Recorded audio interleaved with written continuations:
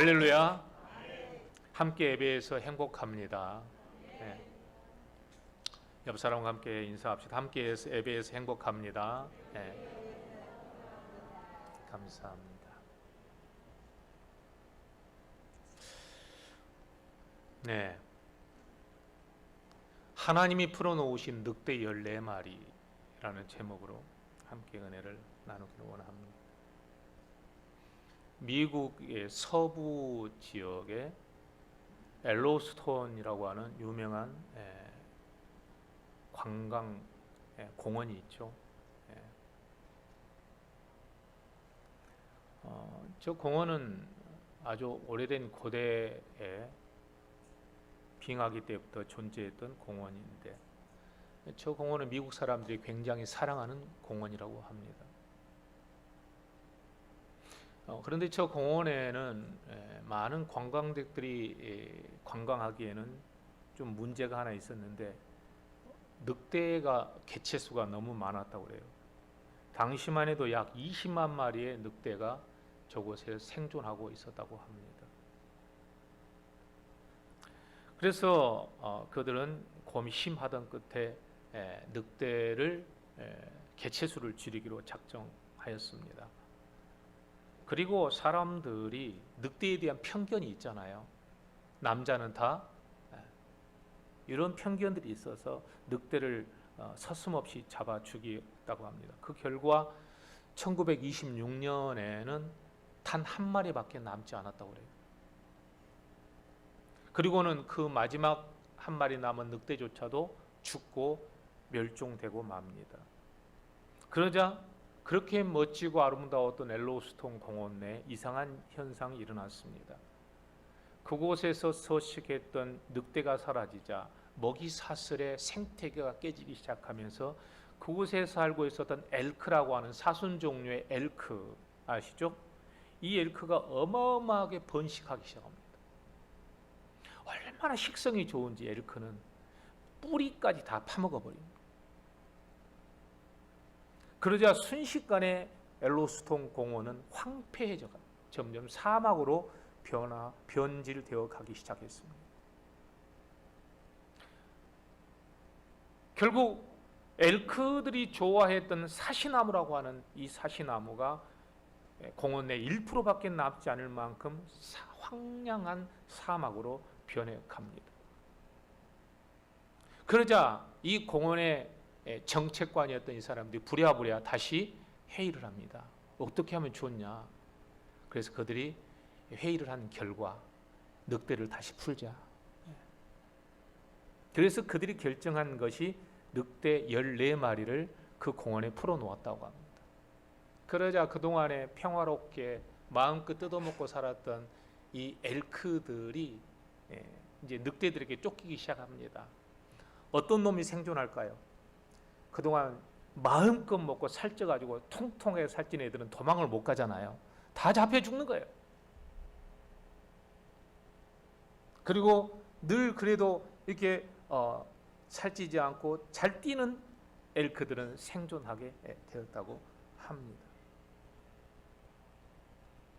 제가 왜 설교 서두에 이런 말씀을 드리느냐? 우리 인생도 그런 것 같아요. 하나님께서 바울이 로마서 8장에 그랬잖아요. 우리 인생을 그렇게 인도하신다. 엘로스톤 공원은 늑대 14마리를 풀어놓자 다시 옛날처럼 엄청나게 멋지고 풍요로운 공원으로 다시 회복해 가기 시작합니다.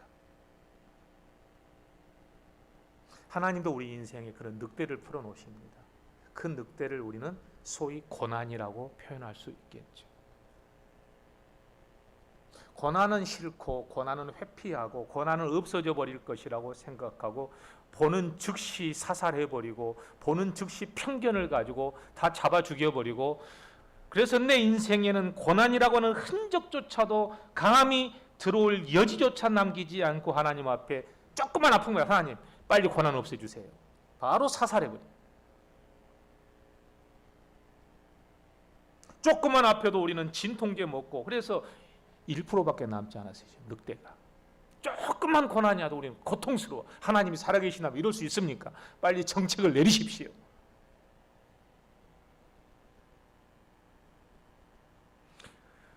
우리가 살찌고 우리가 잘 먹고 우리가 뿌리조차 갉아먹는 순간 우리 인생의 에덴 동산은 황폐해져 가고 있음을 잊어서는 안 됩니다. 과거보다 훨씬 더 편하게 살게 되었고, 과거보다 훨씬 더 영양가 높은 음식을 먹게 되었고, 과거보다 훨씬 더 노동량이 줄어들었고, 과거보다 훨씬 더 우리의 삶은 풍요로워진 것 같으나, 근심 걱정이 줄어들었으나, 환난과 기근과 적신과 핍박이 사라졌으나 우리의 영혼은 점점 사막으로 변해가고 있음을 우리는 보아야 합니다. 기도하는 사람이 끊어졌습니다. 하나님을 두려워하는 사람들이 사라지고 있습니다. 마귀는 계속해서 돌을 떡으로 만들어 보라고 우리에게 유혹합니다. 하나님이 살아계시다면 어떻게 네 인생에 고난이 있을 수 있어? 빨리 하나님을 불평해. 그럼 하나님이 들어주실 거야.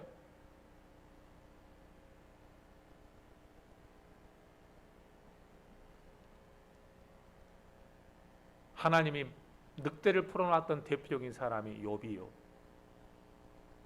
요셉이죠. 채색 옷을 입고 살았던 요셉에게 인생에 느닷없는 늑대가 들어와서 그를 끊임없이 비참한 상황까지 곤두박질 치게 했습니다.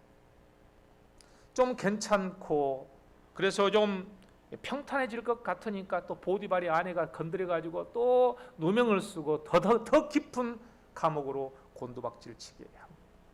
우리 같으면 못 살겠다고 하나님하고 나하고 연을 끊든지 어떻게 합시다, 사생 결단합시다 하고 머리에다 머리띠 두르고 금식하고 코 끊고 곡기 끊고 그럴지도 모르겠지만 전혀 요셉의 반응은 다른 모습으로 나타나고 있다는 것이 오늘 우리가 의아하게 생각해야 될 부분입니다.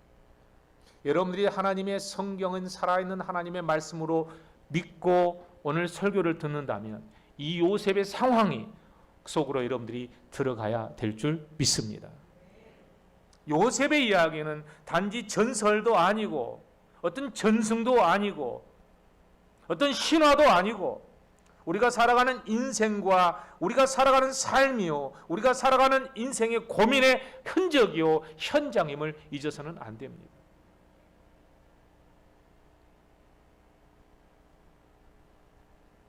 요셉은 그런 늑대 풀어놓은 가운데서도 그가 처했던 그 요셉이 감옥에 들어갔을 때 어떤 모습을 가지고 있는지 우리는 오늘 묵상해 보아야 합니다.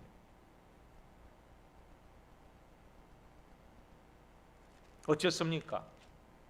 8절에 그들이 그에게 이르되 우리가 꿈을 꾸었으나 이를 해석할 자가 없도다. 요셉이 그들에게 이르되 해석은 하나님께 있지 아니하니까. 너무 멋진 말이. 한번 따라서 합시다. 해석은 하나님께 있지 아니하니까. 아멘. 여러분, 요셉이 왜 보디발 어떤 분이 그때 수모임에서 물어봤어요. 그 감옥이 어딘가요? 그랬더니 궁중에 있는 감옥인가? 아니에요.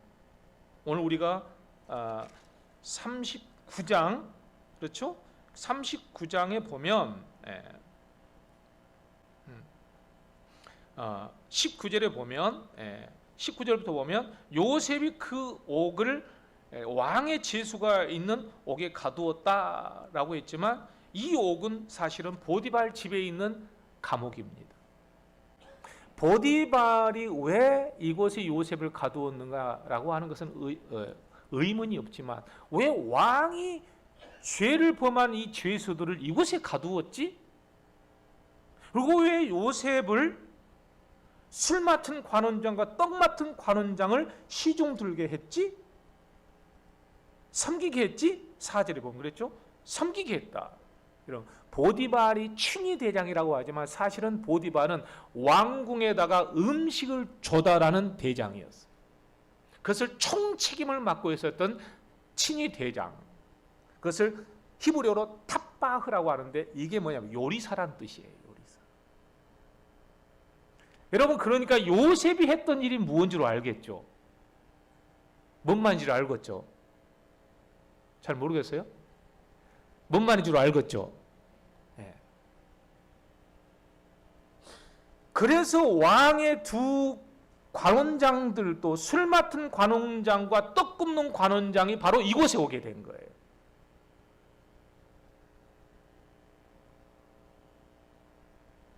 자기가 하고 있는 일에 대해서 하나님은 끊임없이 연결고리를 갖게 해주신다는 것을 우리는 볼 수가 있는 거죠. 그런데 요셉은 그렇게 절망스러운 상황임에도 불구하고 그는 전혀 다른 반응을 보여요. 최선을 다해서 섬기고 기뻐한. 요셉이 서 있는 곳이 어딘가요? 형통한 자리인가요? 감옥입니다. 곧, 그렇죠? 39장 우리 봅시다. 20절 한번 읽어봅시다. 20절 시작. 이에 요셉의 주인이 그를 잡아 옥에 가두니 그 옥은 왕의 죄수를 가두는 곳이었더라. 아멘. 곧, 이거 땅이란 말이에요. 히브리어로 마콤이라고, 마콤. 하늘을 샤마임, 땅을 마콤 그럽니다. 요셉은 17살 때 하나님께 꿈을 받았습니다. 그의 가슴은 하늘을 품고 있었죠. 그러나 그의 발을 딛고 있는 땅의 현실은 감옥이에요. 꿈쟁이 요셉이 지금 어디에 발을 딛고 있나요? 그가 딛고 있는 마콤은 어디인가요? 벼랑 끝.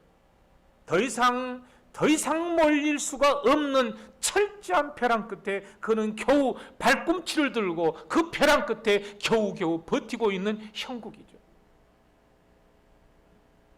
왜 하나님이 주신 꿈과 그가 처해 있는 현실은 이렇게 다른가? 우리가 신앙생활하면서 끊임없이 고민하는 문제는 이것 아닙니까?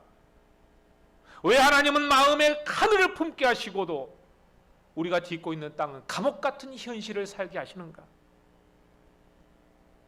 품고 있는 하늘과 딛고 있는 땅의 갭이 왜 이렇게 큰가? 하나님 주신 꿈은 요셉에게 헛된 일장 춘몽일 뿐인가? 품고 있는 뜻과 현실의 갭이 너무 클 때 사람은 절망합니다. 신앙인은 이럴 때 방황합니다. 영혼은 하늘을 품고 사는데 그가 서 있는 곳, 그가 거주한 것은 혹독한 지독한 감옥과도 같은 삶이 계속되고 있습니다. 비참한 삶입니다. 하루하루를 겨우겨우 버티고 한 달의 삶이 마지막 때가 되면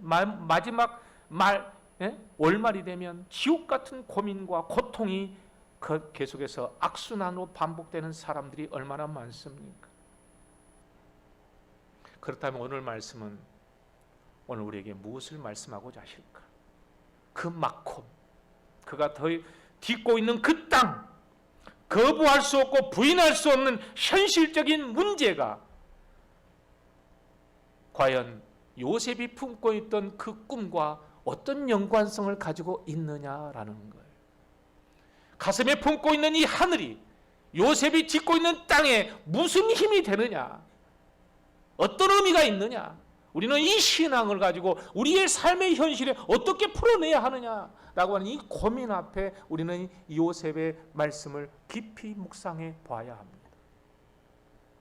여러분들이 이 말씀을 믿음으로 묵상한다면 하나님께서 하늘을 풀어 주실 줄 믿습니다. 아멘. 요셉은 너무너무 갭이 큰 이 절망적 상황에서 그 차가운 감옥의 그 지하 땅끝 감옥 속에서 놀랍게 우리 같으면 하늘을 닫아버렸을 것 같았는데 요셉은 그 비참한 상황에 근심하고 걱정하는 그들에게 하늘을 풀어주고 있다라는 거예요. 놀랍지 않습니까? 이 믿음? 부럽지 않습니까? 이게 신앙입니다. 여러분들도 발을 딛고 있는 마콤이 지옥 같은 곳이라 할지라도 가슴을 열어서 하늘을 풀 수 있는 믿음 갖기를 주 이름으로 축복합니다. 이게 신앙입니다. 그리스도인은 하늘을 땅에 푸는 일을 하도록 부름받은 사람들. 두 간원장, 죄수가 되어 지옥 같은 감옥으로 끌려왔습니다. 두려움과 절망 가운데 있는 두 사람에게 요셉은 그 땅에 하늘을 풀어놓습니다. 꿈의 해석은 하나님에게 있지 않습니까? 무슨 근심이 있습니까? 내게 말하십시오. 얼마나 가당치도 않는 얘기인가요? 그 사람들은 얼마 전까지만 해도 왕을 섬기는 장관이었는데 히브리 노예 소년 하나가 와가지고 자기에게 고민을 털어놓으라니. 그는 그런데 그에게 능력이 있다고 말하지 않고 하나님께 능력이 있으니까 풀어놓으라는 거예요. 여러분들도 이런 담대함이 있기를 주의 이름으로 축복합니다. 여러분 다니는 직장의 사장님이 고민하고 있어요. 사장님, 뭘 걱정합니까? 내게 얘기하세요. 내게는 하나님이 계시지 않습니까? 그러면 너 뭐냐? 그렇습니다.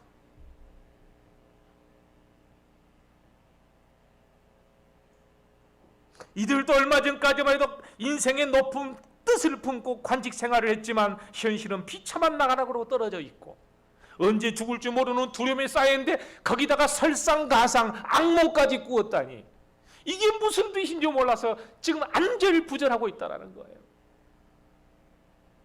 그때 요셉이 와서 하늘을 풀어놓을 때 얼마나 놀라웠겠어요. 한번 따라서 합시다. 내가 하늘을 풀면 내 땅도 변화가 일어납니다. 믿습니까? 마태복음 16장 19절 말씀이 딱 그 말씀이죠. 한번 읽어봅시다. 한번 따라서 합시다. 내가 천국 열쇠를 네게 주리니 네가 땅에서 무엇이든지 매면 하늘에서도 매일 것이요 네가 땅에서 무엇이든지 풀면 하늘에서도 풀리리라. 아멘. 아멘. 우리나라에 처음 복음이 들어왔을 때 주로 천민들이 예수를 믿었다고 합니다. 그 중에 예수를 신실하게 잘 믿는 마부가 있었대요. 이 마부 한 사람이 예수님을 영접했는데 너무 예수님을 믿는 게 좋았대요. 너무 은혜를 받으니까 행복하고 막 기뻐서 어쩔 줄을 몰랐대요. 막 성령의 은혜를 받으니까. 그래가지고 이것을 누구에게 좀 전하고 싶은데 마침 자기가 모시고 있는 자기 집의 나으리가 왕손인 거예요. 왕손. 그래서 기회만 있고 하나님 내게 주신 엄청난 은혜를 좀 저 나으리에게 저 왕손에게 복음을 좀 전하고 싶습니다. 그러나 기회가 없는 거예요. 누가 그 비천한 사람에게 귀를 기울이겠어요? 근데 어느 날 기회가 왔습니다. 그 왕손이 지방으로 내려가게 됐는데 이 사람이 지명받은 거예요. 마부로서. 하나님 앞에 너무 감사하고 말을 끌고 그 나으리를 모시고 가면서 복음을 전한 거예요. 나으리 예수 믿으세요. 그럼 반응이 어땠을까요? 그 왕손이 어이가 없다는 듯이 마부를 바라보며 이렇게 비아냥거렸어요. 야 이놈아, 니까지 상놈이 예수 잘 믿으면 누가 양반이라도 시켜준다더냐? 이 말을 들은 마부의 대답이 평생 잊을 수 없는 메시지가 됩니다. 이렇게 말해요. 얼마나 실망스러웠겠지만 이래요. 나리, 예수를 믿는 도리는 그런 것이 아닙니다. 제가 예수 더 잘 믿으면 저는 마부 노릇을 더 잘하겠죠. 제가 예수 믿고 더 큰 은혜 받으면 제가 나리를 더 잘 섬기겠죠. 그 말에 이 왕손이 크게 감동을 했다. 내가 오해를 했구나. 네가 믿는 예수가 도대체 누군데 그런 말을 할 수 있느냐? 어떻게 문자도 못 깨우친 마부는 복음을 깨우쳤을까요? 우리는 이렇게 문자도 잘 깨우치는데 왜 우리는 복음을 깨우치지 못할까요? 부럽지 않습니다. 우리는 늘 간증하면 늘 성공한 사람들의 얘기만 간증합니다. 실패한 사람들이 간증하면 아이고 당신이 그렇게 예수 믿어서 하나님이 주신 축복이 그거밖에 안 돼요? 간증이 안 되는 거예요. 요셉의 이야기는 나중에 성공한 얘기는 차치해 두고라도 지금 현실에서 앞으로 일어날 일인데 누가 알았겠어요. 그런데도 불구하고 요셉은 과감하고 용단 있게 하늘을 풀어서 하나님을 전하고 있는 거예요.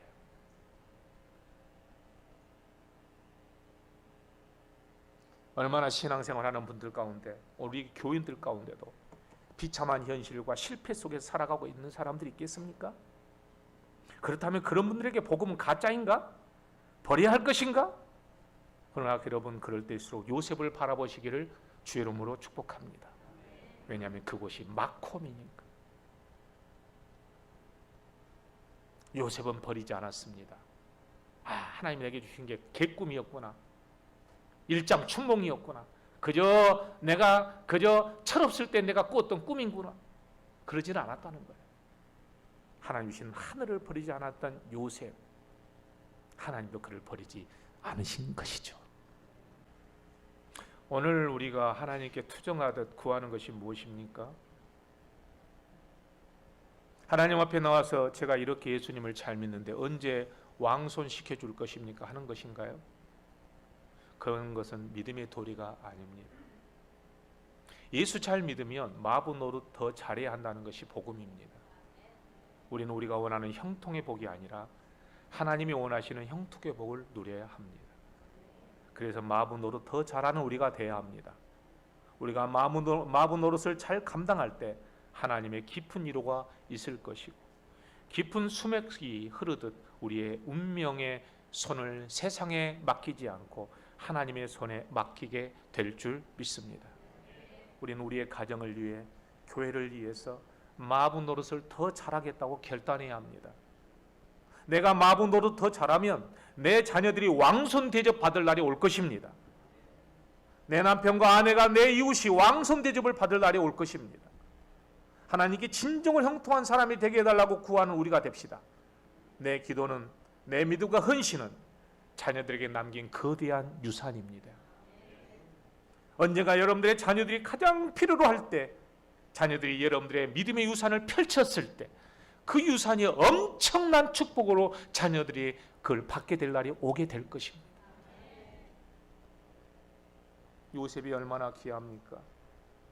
그가 서 있는 그 자리, 마콤에서 하늘을 풀어 복음을 증거하다니, 우리에게는 상상도 못할 엄청난 믿음이 바로 요셉에게 내재되어 있었던 것. 이 세상은 바로 그런 것입니다. 하나님은 세상을 창조하시고 그 멋지고 복된 세상, 하나님 보시기에 참 좋으셨습니다. 그런데 하나님께서 아담에게 한 가지를 맡겼습니다. 한번 따라서 합시다. 생육하고 번성해라, 땅에 충만해라, 만물을 다스려라, 이름을 지어라.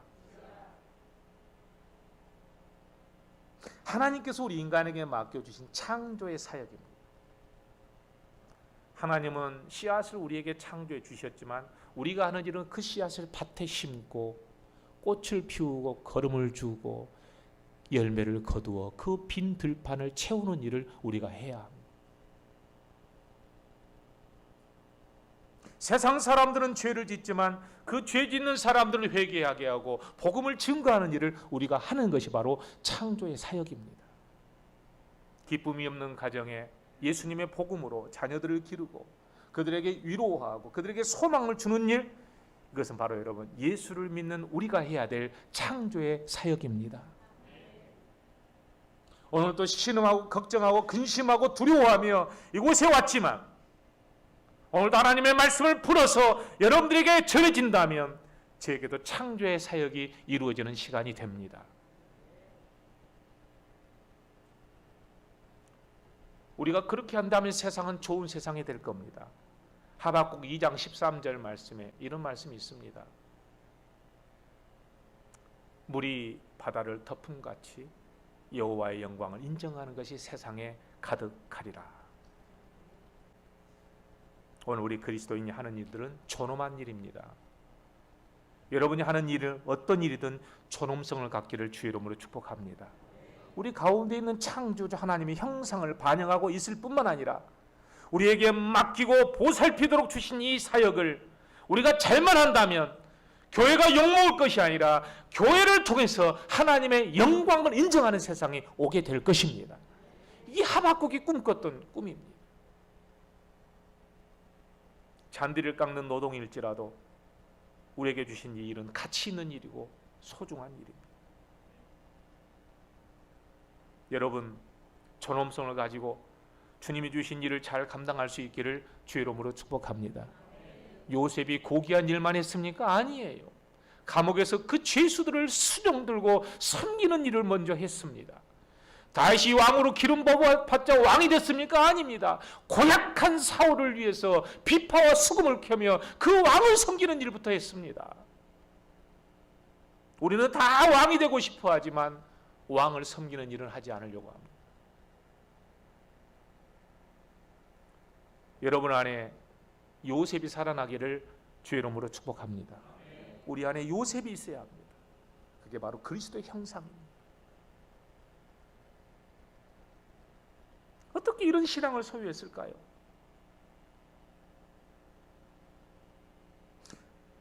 모순처럼 보이지 않습니까? 어떻게 꿈과 현실이 이렇게 다를 수가 있을까요? 하나님의 꿈이 요셉을 끌어갈 것 같았으나 형들이 그랬잖아요. 형들의 손에 요셉의 운명이 달렸습니다. 어디 한번 우리가 너를 죽여버리면, 너를 노예로 팔아버리면 네가 과연 네 꿈이 어떻게 되는가 두고 보자. 그 순간만은 요셉의 인생이 형들의 손에 맡겨진 것처럼 보였지만, 여러분, 요셉이 애굽의 보디발 장군의 노예로 팔려갔을 때 보디발 장군이 요셉의 손에다가 그의 가정을 맡겨버린 줄 믿습니다. 그래서 성경 계속에 손이 강조되어 나옵니다. 형들의 손에 붙잡혔던 요셉을 보디발이 요셉의 손에 그의 모든 일을 맡겨버립니다. 보디발의 아내가 그를 유혹했을 때 그의 옷을 벗어두고 가렸을 때 보디발의 아내는 요셉의 옷을 손에 붙잡고 그 손에 잡힌 옷을 갖고 그는 역이용해서 음해하고 그를 누명을 씌웠으나 감옥에 들어갔더니 감옥의 간수장이 요셉의 손에 모든 것을 맡겨버렸습니다. 이게 여러분 하나님의 섭리요 은혜인 줄 믿습니다. 지금 우리가 세상의 손에 맡겨진 것 같아 보이지만 하나님은 여러분들의 손에다가 맡길 날이 올 것입니다.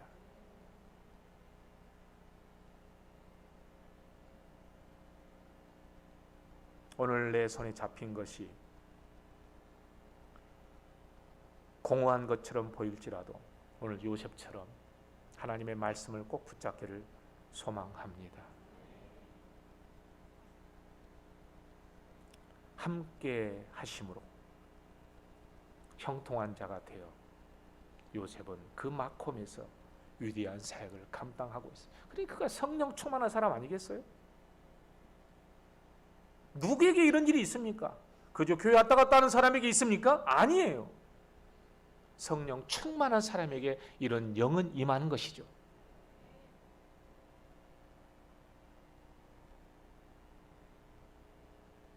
나중에 바로와 여러분 왕의 제수 장관들이 문제가 아니라 애굽의 최강대국이었던 애굽의 왕 바로가 그 보잘것없는 요셉에게 자기 꿈 얘기를 해주는 거예요. 풀어주라고. 이런 일이 일어나요. 전 세계 운명이 요셉의 손에 맡겨져 버립니다.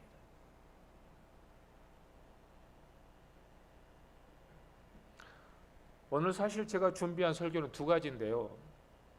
늘 저는 시간에 얽매여서 다 전하지를 못해서 꼭 설교가 용두사미가 될 때가 많습니다. 올라올 때마다 오늘 하나님 다 전하게 해주십시오. 그러면 벌써 12시가 돼 있어요. 여러분들에게 책 하나를 소개합니다. 1등의 통찰이라고 하는 책인데 1등의 통찰. 저자는 일본 와시다 대학의 하라이 다카이 교수가 쓴 교수. 아마존의 베스트셀러 1위에 올랐던 등극했던 유명한 책입니다. 이 사람은 그 책에서 이렇게 말합니다. 누구든지 입사 5년에서 10년 차가 되면 어느덧 일에 익숙해진다.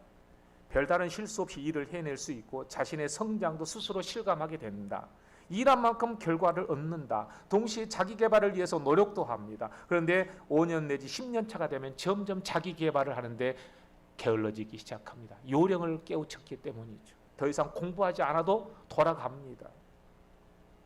비즈니스와 관련된 서적을 읽는 노력도 하지 않습니다. 사람들이 자기에게 말해준 것에 대해서 귀를 기울이지 않습니다. 새로운 사고법을 배우려는 노력도 하지 않습니다. 점점 요령과 그리고 편리함을 찾게 됩니다. 이때 사람은 슬럼프에 빠집니다. 원래 하던 대로 열심히 생각해서 일을 처리했음에도 불구하고 문제가 제대로 해결되지 않는 경우가 점점 많아지기 시작할 때가 바로 이때입니다.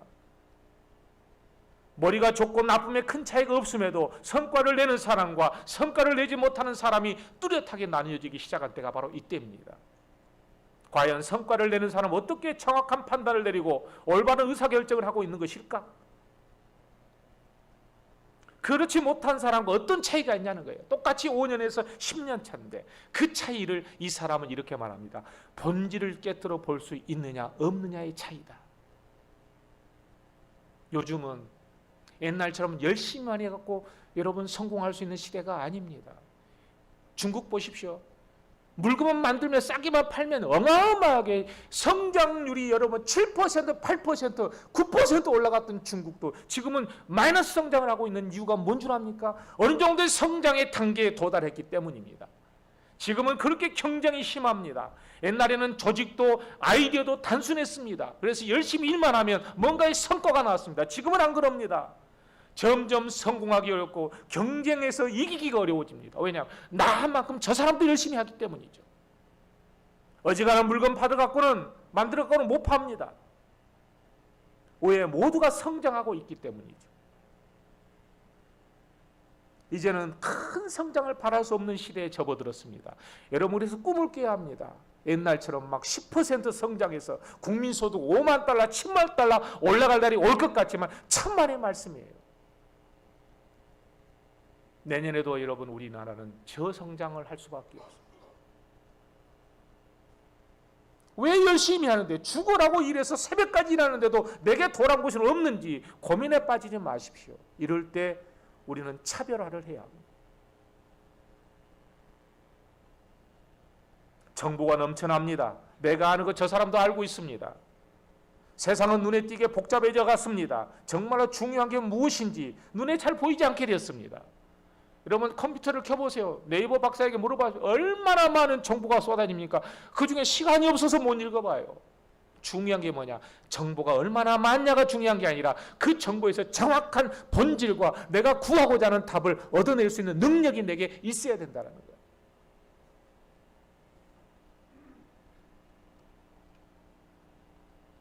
똑같이 집을 지어도 본질을 깨트려 볼 수 있는 집을 지을 수 있는 사람의 집이 팔리는 거예요.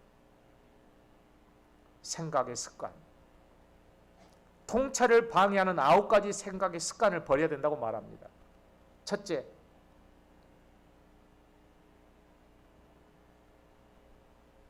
시간이 없으니까 그만할까요? 현상의 반대를 결론으로 삼는 습관을 버려야 된다. 현상 뒤에 숨어있는 본질은 보지 못하고 항상 반대만 합니다. 피곤하다? 그러면 휴가를 내야지. 이렇게 생각하는 사람은 실패한다는 거예요. 왜 피곤한지 그 근본적인 이유를 생각해 봐야 되는데 쉬어야 되겠다. 제품이 잘 안 팔린다? 어떡하면 팔면 되지. 이래갖고는 안 된다는 거예요. 왜 안 팔리는지에 대한 이유를 분석할 수 있는 그 본질을 깨트려 볼 수 있어야 된다는 거죠. 살이 쪘어? 굶으면 되지? 여러분 그래갖고는 살 못 빼는 거예요. 운동하면 되지? 이래갖고는 살 못 빼요. 진짜로 살 뺄 수 있는 사람은 체중계 앞에 딱 놔두고 내가 먹는 음식이 몇 칼로리인가? 제가 얼마 전에 저녁에 제가 소화가 잘 안 돼서 음식을 잘 안 먹는데 피자 한 조각을 먹으라고 해서 먹었어요. 그날 제가 운동을 하고 왔어요. 2시간 동안 운동을 했는데 제가 운동한 양이 얼마인 줄 알아요? 600칼로리를 소모해서 2시간 운동을 했는데 그날 피자 한 조각 먹는데 2000칼로리래요. 기절해 버렸어요. 그때부터 운동으로 살 빼기는 포기.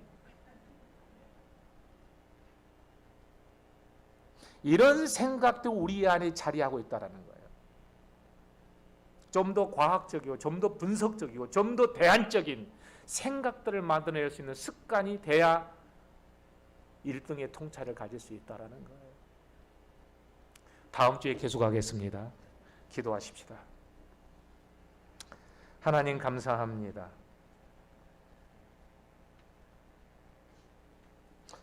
오늘 요셉과 같은 믿음을 가질 수만 있다면 정말 승리할 수 있을 텐데 오늘도 저희들의 입술은 구호만 외치다가 끝나는 것은 아닌지 두렵습니다. 입술의 은혜보다 마음의 깊은 은혜가 필요한데, 삶의 현장까지 내리뻗는 은혜가 필요한데, 오늘 이 말씀이 우리 성도들의 가슴 깊숙하게 삶의 현장까지 파고 들어가는 역사가 있게 하여 주옵소서. 힘들고 어려운 상황 속에 있는 몰려있는 우리 성도들 긍휼히 여겨주시고, 하나님 그리스도인으로서 가지를 하늘을 풀어낼 수 있는 지혜를 주시고 삶의 능력을 더하여 주셔서 요셉처럼 승리의 개가를 울리게 하여 주옵소서. 예수 그리스도 이름으로 기도하옵나이다. 아멘.